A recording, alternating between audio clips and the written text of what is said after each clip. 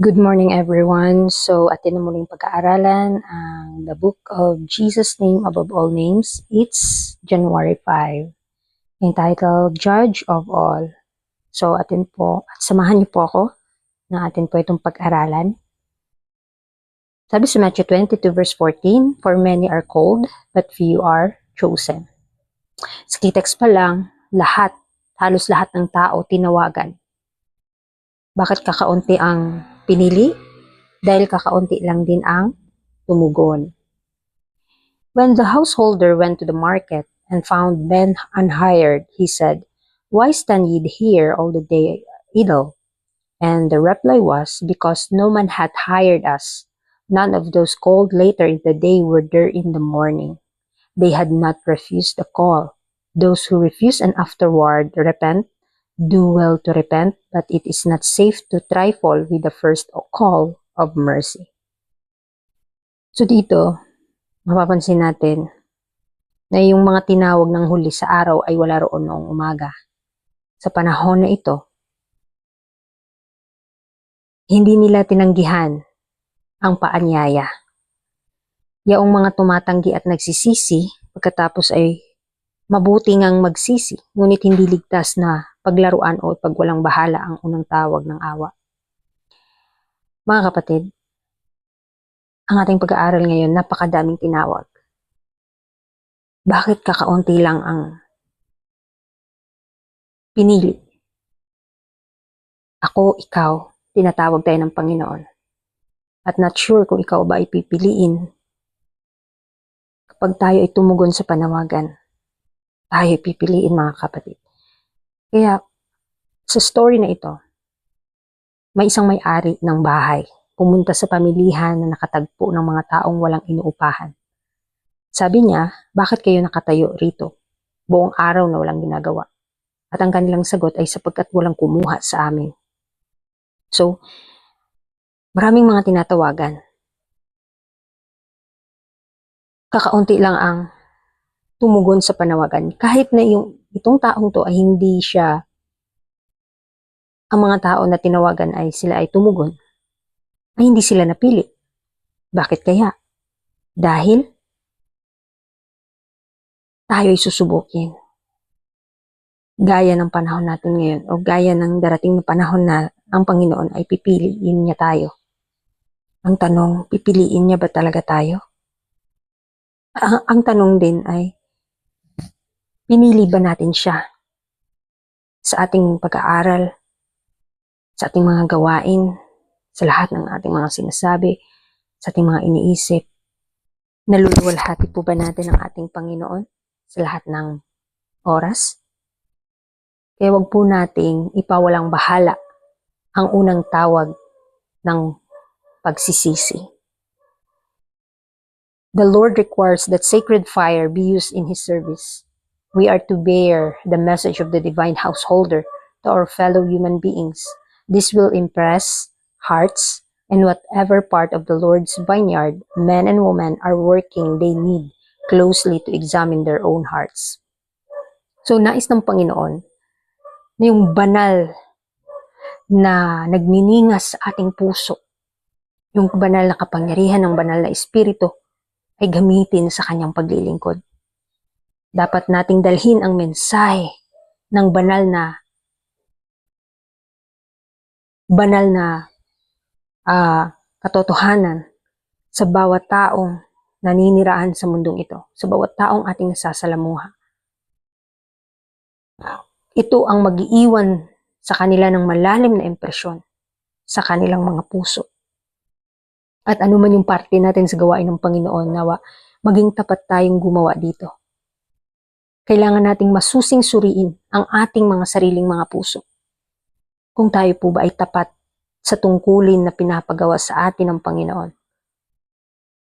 Kung saan niya tayo dinadala, kung saan niya tayo tinatawag, nawa ay maging tapat tayo. If they are inclined to exalt themselves and disparage others, their hearts need to be changed, till they shall no longer place their own estimate upon their own work and the work of others. So, kung sila ay may hilig na i-exalt ang kanilang mga sarili at maliitin ng iba. Nakakatakot po ito. Na kung tinitingnan mo yung sarili mong you are better than them, you are holier than them, kailangan itong mabago. Mabago nawa tayo yung ating mga sariling puso hanggang sa hindi na natin ipinapataw ang ating sarili ng pagtataya sa kanilang sariling gawain at sa gawain ng iba. Huwag nating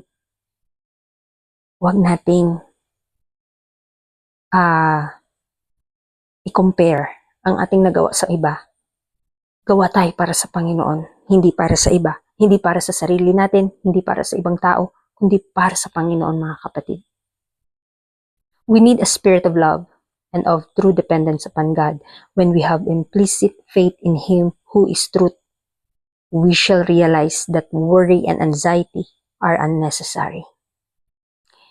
So kapag tayo ay nakakahingi ng tulong sa Panginoon at nagkaroon na tayo ng espiritu ng pag-ibig ng Diyos, ito yung tunay na pag-asa na lubos nating natatanggap. At kapag meron na tayo nito, marirealize natin na yung pag-aalala at pagkabalisa ay hindi na dapat nating nararamdaman. Kasi kapag puspos na tayo ng banal na espiritu, yung ating pag-iisip ay nakafocus na sa mga bagay na makalangit, hindi na tayo mag-aalala, hindi na tayo mababalisa pa sa mga mangyayari sa ating buhay. Dahil ang ating isipan ay nakakonect na sa makalangit na mga bagay. Kaya sikapin natin na maunawaan natin ang mga katotohanan para ito ay pabanal sa ating buhay. Whatever work we do, we are to do it for Christ. There are many kinds of temporal work to be done for God. Unbelievers who do this work mechanically for the wages they receive. They do not know the joy of cooperation with the master worker. There is no spirituality in the work of them who serve themselves. Common motives, common aspirations, common inspirations, a desire to be taught clever by people who rule in their life. Such one may receive praise from people, but not from God. Those who are truly united with Christ do not work for the wages they receive. Laborers together with God, they do not strive to exalt self. So very clear po, na anuman ang gawaing ating ginagawa, ito ay dapat nating gawin para kay Kristo. So marami tayong nakikitang mga taong mga manggagawa na gumagawa sila sa pamamagitan ng kanilang lakas para lang sa kanilang sweldong matatanggap. Hindi nila alam kung gaano o hindi nila naramdaman kung gaano kagalak, gaano kasaya na makikipag-cooperate sa gawain ng Panginoon na kahit wala kang tinatanggap na sweldo. Tandaan natin kapag ang ating isip ay nasa mga temporaryong bagay, hindi natin mai-enjoy ang ating ginagawa. Pero kapag tayo ay gumagawa para sa Panginoon, magugulat na lang tayo sa magiging resulta nito. At kung meron tayong spirituality in the work, kailangan tayong mag-serve sa iba. Maging masaya tayong paglingkuran ng iba, gaya ng tayo ay nakikipaglingkod o naglilingkod sa Panginoon. Kaya huwag natin ipataas ang ating sarili, bagkus gumawa tayo para sa Panginoon at hindi para sa sweldong natatanggap mo o ano yung mga pagpapalang natatanggap mo. Nakakaalam ang Panginoon kung gaano mo ginagawa ang isang bagay o gaano mo ito minamahal na gawin, mga kapatid. Kaya isang paalala sa atin na kung tayo ay gumagawa, kailangang may katapatan, kailangang may pagmamahal. Pagmamahal sa gawain na iniatas ng Panginoon sa atin. In the last great day, decisions will be made that will be a surprise to many. Human judgment will have no place in the decision then made. Christ can and will judge every case, for all judgment has been committed to Him by the Father. He will estimate service by that which is invisible to humans. The most secret things lie open to His all-seeing eye, when the judge of all human beings shall make his investigation. many of those whom human as estimation has placed first will be placed last, and those who have been put in the lowest place by men and women will be taken out of the rank and made first. So, tunghayan po natin itong kautusan o itong kalooban o itong salita ng Panginoon na ipinagkaloob sa atin na sa mga huling araw, sa huling dakilang araw, gagawin ang mga desisyon na magiging sorpresa para sa lahat. Baka sa ating pagpili ngayon, nasa-surprise na lang tayo kung anong magiging kahihinatnan sa dulo, mga kapatid. Walang puwang ang paghuhusga ng tao sa mga desisyon na iyon. Kaya nilang gawin yung gawain ng Panginoon, ngunit hindi nila ito ginagawa. Kaya sa panahon ngayon, at sa panahon natin ngayon, mga kapatid, kailangan tayong pumili kung ano yung gagawin natin. Para hindi tayo magsisi. Sa mga huling araw, kailangan nating piliin ang gawain ni Kristo. Kasi, in the last days, hahatulan tayo ni Kristo, mga kapatid, sa bawat kaso na meron tayo. Ano ang magiging resulta ng ating pagpili sa panahon ng pagsubok? Lahat tayo ay huhusgahin. Ipinagkatiwala kay Kristo ang tungkulin na ito. Kaya susukatin niya ang paglilingkod batay sa mga bagay na hindi nakikita ng tao. Ang pinakalihim na bagay ay lantad sa kanyang mata na nakakasaksi sa lahat. Kapag ginawa ng hatol ng lahat ng tao ang kanyang pagsisiyasat, marami sa mga itinuring ng tao na una ay inilalagay sa huli at yaong inilalagay sa pinakamababa ng tao ay itataas at ilalagay sa unahan. So, isipin natin, hindi sa haba o sa taas ng panahon na ikaw naglilingkod sa Panginoon, hindi yun ang basihan na ikaw ay pararangalan ng Panginoon, kundi kung gaano ka naging tapat sa gawain kahit sa maliliit na bagay. Kaya wag po tayong padaya. Gumawa tayo sa gawain na walang iniisip na kapalit. Tanging nakakaalam ang Panginoon, siya ang nakakakita ng hayag sa ating mga motibo sa paggawa. Kaya ang further reflection po sa ating pag-aaral ngayon, when was the last time that I heard the applause of heaven for some selfless act of service?